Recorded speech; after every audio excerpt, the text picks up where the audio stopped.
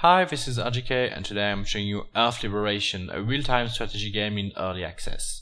So, campaign intro settings, there is no skirmish and no multiplayer mode. The developers have talked about adding it to the game, but it's not there yet, so if you want to buy an early access game, you would rather buy it on what's in there at the moment rather than promises, because it might never come.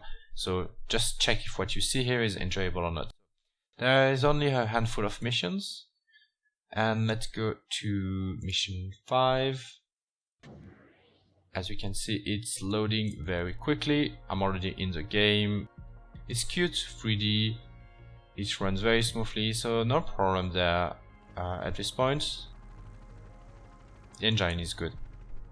Alright, let's dig in. So as you can see, it's more in the style of maybe StarCraft and the Command & Conquer games. The developers want something fast-paced and that brings back memories of the old RTS, but they want to make it better in the sense they don't want too much base management and so on.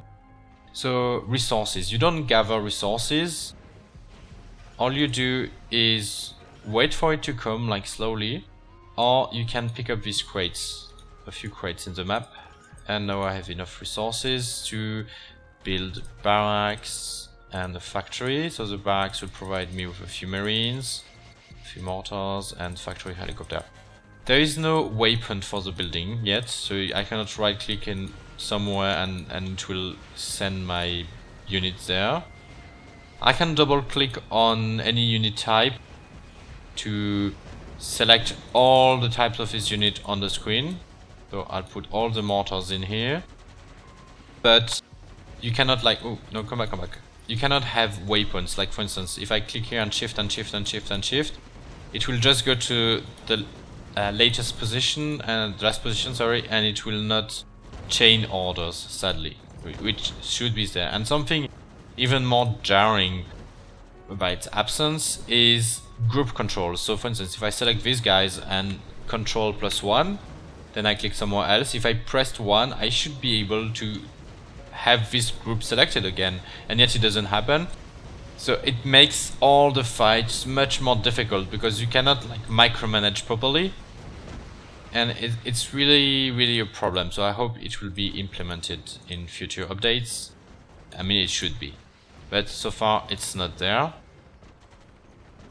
And so the rocket units are only shooting the ground, unlike the ones in Command & Conquer, so they are strong anti-ground units. The marines can shoot in the air and on the ground. The mortars only on the ground. Helicopters air and ground, but they are quite vulnerable to some anti-air defenses. So this is one of the things that this game does well, is like combined arms, that you need a variety of unit types to win encounters, and you cannot just make mass of marines or mass of helicopters. Well, mass of helicopters is quite good actually, but that's the only mission with helicopters.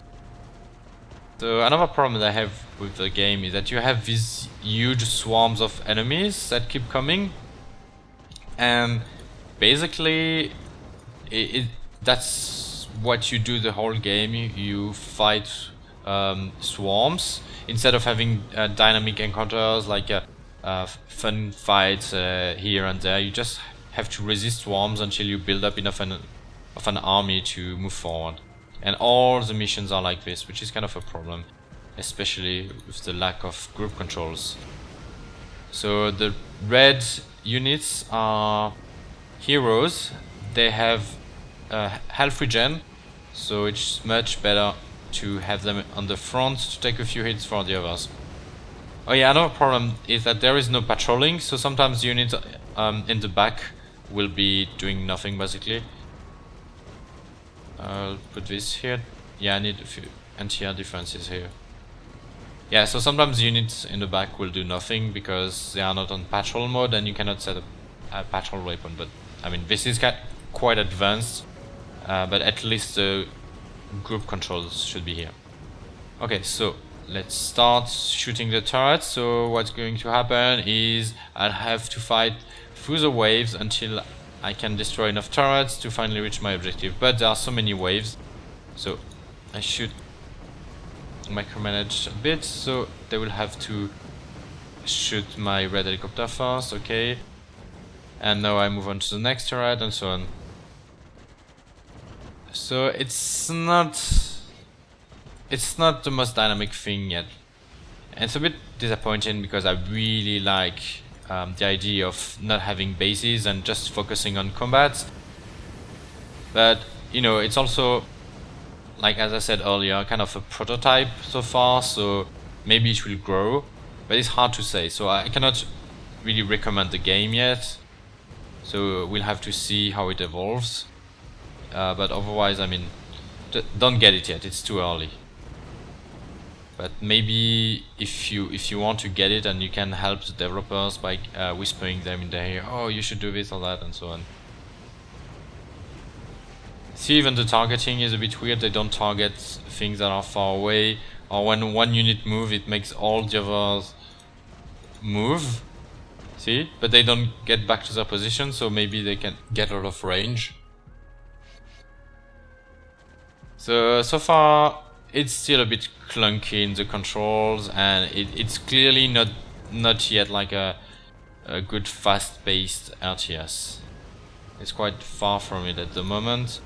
In the sense of, if you have to fight like big swarms of enemies coming at you all the time, and you have to gain centimeter by centimeter, I had much more enjoyment in Infested Planet.